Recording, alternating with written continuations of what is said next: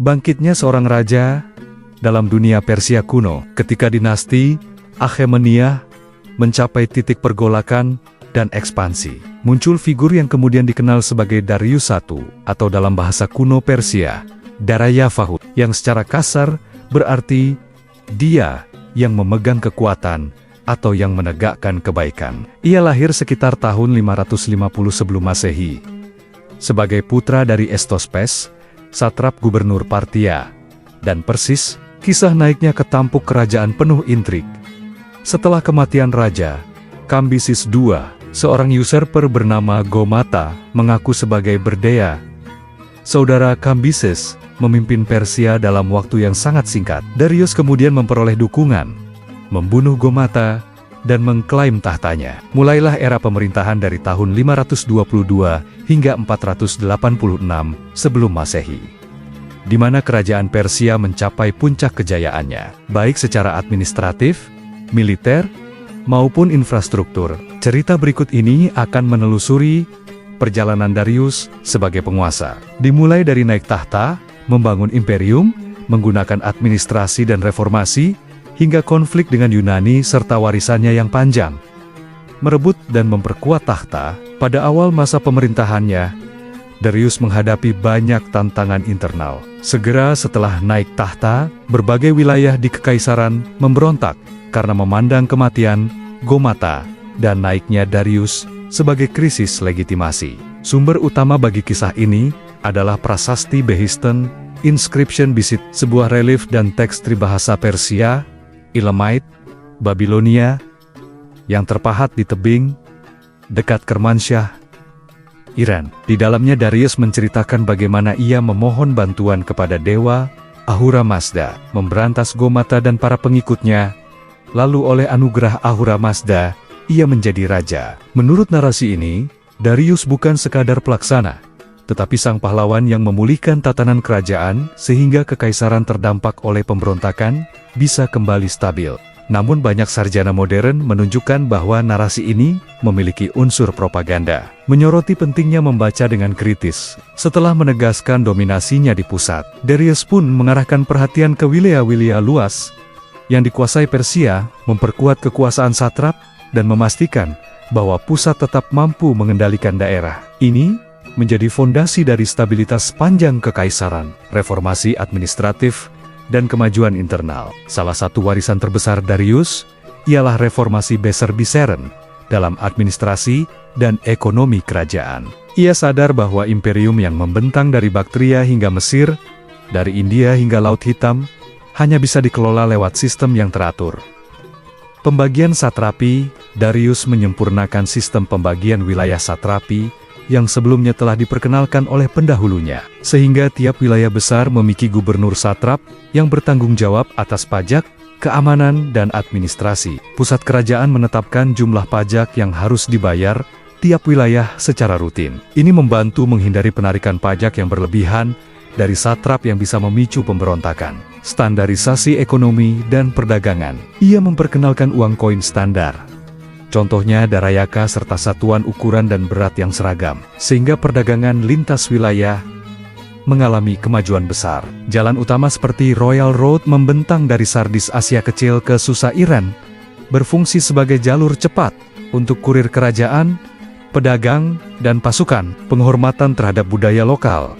Walau memerintah wilayah yang sangat beragam, Darius menghormati institusi keagamaan dan adat istiadat lokal. Misalnya di Mesir, ia mengadopsi gelar Firaun dan mendukung pembangunan kuil-kuil, serta mengizinkan bangsa yang ditaklukkan untuk menjaga agama mereka. Hal ini membantu menjaga kestabilan internal dan meredam pemberontakan yang disebabkan oleh penindasan budaya, ekspansi militer dan tantangan luar. Walaupun administrasi menjadi kekuatan utamanya, Darius tidak absen dari ranah militer. Ia memperluas wilayah kendali Persia, serta menghadapi tantangan besar, terutama dari dunia Yunani, ekspansi timur dan barat. Di timur, wilayah hingga Indus Valley, anak sungai dari India, menjadi bagian dari kekaisarannya. Di barat, ia menundukkan Trakia, Macedonia, dan sejumlah pulau di Aegean. Namun, ada batas kampanye melawan suku, Sition pada 513 sebelum Masehi tidak membuahkan hasil akhir seperti yang diharapkan. Konflik dengan Yunani. Pemberontakan di Ionia Asia Kecil pada 499 sebelum Masehi mendapat dukungan dari kota Yunani seperti Athens dan Eretria yang kemudian memicu pertempuran antara Persia dan Yunani. Salah satu momen terkenal adalah Battle of Marathon 490 sebelum Masehi, di mana pasukan Persia dikalahkan oleh Athena. Sebuah kejutan besar bagi Kekaisaran Persia. Sumber Yunani sering menggambarkan Persia sebagai musuh besar. Namun tulisan Persia sendiri, misalnya pada prasasti DNA, juga mencatat ekspansi ke wilayah Yunani, Ion, dan Thrace. Berhadapan dengan kekuatan laut dan medan yang asing, Persia di bawah Darius memperoleh keberhasilan besar di banyak tempat, namun juga menunjukkan batasan ketika menghadapi masyarakat kota, negara Yunani yang terorganisir. Arsitektur, pembangunan, dan warisan visual. Darius menyadari bahwa kerajaan bukan hanya soal pajak dan perang, tetapi juga citra dan pusat administratif yang megah. Banyak proyek besar diluncurkan di masanya. Di Susa, ia mengubah kota itu menjadi ibu kota administratif, membangun apadana aula audiensi, istana, dan mempekerjakan pengrajin dari seluruh kekaisaran. Di Persepolis Fars, Iran, ia mendirikan kompleks istana yang kemudian menjadi lambang kemegahan Akhemeniah. Prasasti besar dan relief seperti Those on the Rock of Bisitun dan makamnya di Neksirostam memuat daftar nagari-nagari yang kuasai, serta menunjuk kepada legitimasi ilahi. Oleh anugerah Ahura Mazda, aku menjadi raja. Arsitektur seperti ini tidak hanya menunjukkan kekayaan, tetapi juga membantu menyatukan beragam budaya di bawah satu simbol tunggal kekuasaan, pemerintahan agama, legitimasi, dan identitas kerajaan. Darius sangat sadar bahwa legitimasi raja bergantung tidak hanya pada kekuatan militer, tetapi juga pada dukungan keagamaan dan sosial. Dalam prasastinya, ia sering menyebut, "Aku, Darius," oleh anugerah Ahura Mazda, yang menunjukkan keyakinan Zoroastrian. Meski demikian, ia tidak memaksakan agama Persia ke seluruh wilayah. Tradisi lokal tetap diizinkan dan dihargai. Contoh, di Mesir ia mendukung kuil Amon, sekolah kedokteran di Sais, dan mengizinkan penyusunan kembali hukum lokal. Dengan demikian, pemerintahan Darius mengkombinasikan unsur unifikasi administratif dengan penghormatan keragaman lokal. Sebuah model yang sangat maju untuk zamannya. Akhir masa pemerintahan dan warisan. Setelah masa pemerintahan selama lebih dari 30 tahun, Darius wafat pada tahun 486 sebelum Masehi.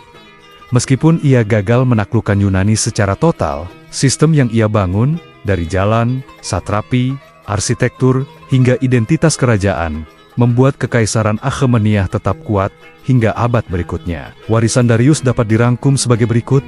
Kekaisaran yang luas dan terorganisir secara administratif. Infrastruktur yang menghubungkan wilayah jauh dari Persia ke Asia Kecil, Laut Hitam, India. Kebijakan yang relatif toleran terhadap agama dan budaya lokal, memperkuat stabilitas jangka panjang. Model pemerintahan besar yang menjadi acuan bagi karajan-karajan besar setelahnya. Mengapa Darius I disebut The Great? Mengapa Darius I sering disebut sebagai yang besar, The Great? Karena ia adalah raja yang tidak hanya memperluas wilayah dan memenangkan perang, tetapi yang mengubah cara memerintah sebuah imperium. Ia menancapkan struktur yang memungkinkan kekuasaan raja, pusat berfungsi di dunia yang sangat luas dan heterogen. Seperti dikatakan dalam artikel oleh Daniel Tinggi, Pots Kekaisaran Akhemeniah yang dibangun oleh Darius dan penerusnya menggunakan sistem gubernur provinsi yang jauh-jauh hari telah menyumbang pada keberhasilan walau menghadapi banyak guncangan internal dan eksternal. Saat kita mengevaluasi sosok ini dengan referensi ilmiah, prasasti-prasastinya, catatan sejarah Yunani, dan karya arkeologi modern, kita menemukan sosok yang kompleks.